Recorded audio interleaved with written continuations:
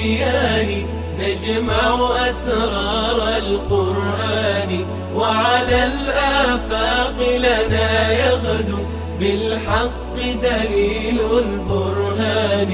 جاءت بكتاب مسطور يدعونا لطريق النور ما بين خيال وشعور نبحر في فكر الوجدان.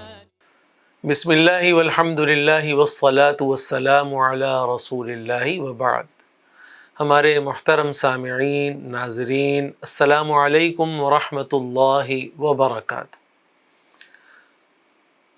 گزشتہ سال ہم نے تراویح کا ایک مختصر کورس کروایا تھا. اس سال بھی احباب کا اصرار تھا کہ دوبارہ اسی کورس کو منعقد کیا جائے. چند نشستوں میں ہم تراویح سے متعلق ہدایات اور اپنی چند معروضات پیش کریں گے. سب سے پہلی بات تو یہ ہے کہ اس کورس کے اندر ہم صرف تراویح کا عملی طریقہ آپ حضرات کے سامنے رکھیں گے اور مسائل اور فتاوی اس کے متعلق ہم کوئی بات نہیں کریں گے، کیونکہ کتابیں بھی موجود ہیں اور مفتیان اعظام سے آپ رہنمائی بھی لے سکتے ہیں. تو دیکھیے، دو جملے ہیں، صلاۃ اللیل اور قیام رمضان. یہ دونوں الگ الگ چیزیں ہیں. احادیث کی کتابوں میں محدثین اعظام نے یہ دو لفظ ارشاد فرمائے، باب ما جاء فی قیام اللیل یا فی فضل قیام اللیل یا فی صلاۃ اللیل، اور باب ما جاء فی قیام شہر رمضان. صلاۃ اللیل سے مراد تہجد ہے. یہ آپ سال بھر رات کے آخری حصے میں پڑھ سکتے ہیں. اور قیام رمضان سے مراد تراویح ہے، جو صرف آپ رمضان المبارک میں عشاء کی نماز کے بعد ادا کر سکتے ہیں. اسی سے متعلق احادیث بھی محدثین نے اپنی کتابوں میں ذکر فرمائی ہیں.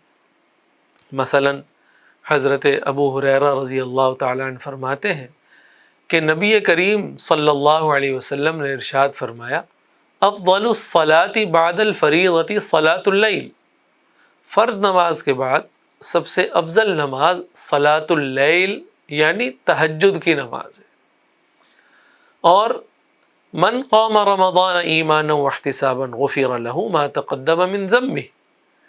حضرت ابو ہریرہ رضی اللہ تعالیٰ عنہ فرماتے ہیں کہ رسول اللہ صلی اللہ علیہ وسلم نے ارشاد فرمایا، جس نے قیام رمضان یعنی تراویح کی نماز پڑھی، کس طرح؟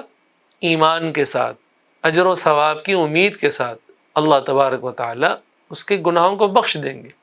تو دیکھیے، صلاۃ اللیل اور قیام رمضان دو الگ الگ عبادتیں. اب یہ تیسرا لفظ تراویح کا کہاں سے آ گیا؟ حافظ ابن حجر رحمۃ اللہ علیہ شارح بخاری فتح الباری میں ارشاد فرماتے ہیں، التراویح جمع ترویحہ، کہ تراویح ترویحہ کی جمع ہے. وہی المرۃ الواحدۃ من الراحہ. ترویحہ کہتے ہیں ایک مرتبہ سستا لینا. رمضان المبارک میں یہ جو عبادت عشاء کی نماز کے بعد ادا کی جاتی تھی، صحابہ کرام رضوان اللہ علیہم اجمعین اس میں بین کل تسلیمتین، دو سلاموں یعنی 4 رکعت کے بعد تھوڑا سستا لیا کرتے تھے، آرام فرما لیا کرتے تھے. اور چونکہ 20 رکعت میں 5 تراویح ہیں، 5 مرتبہ آرام اور سستا لیا جاتا ہے، اس لیے اس ترویحہ کی جمع تراویح ہے. یہ تھا تراویح کا مختصر تعارف. انشاءاللہ العزیز کل ہم آپ کے سامنے تراویح کی مشروعیت اور اس کے مختلف ادوار اور تاریخ کو بیان کریں گے. السلام علیکم ورحمۃ اللہ وبرکاتہ.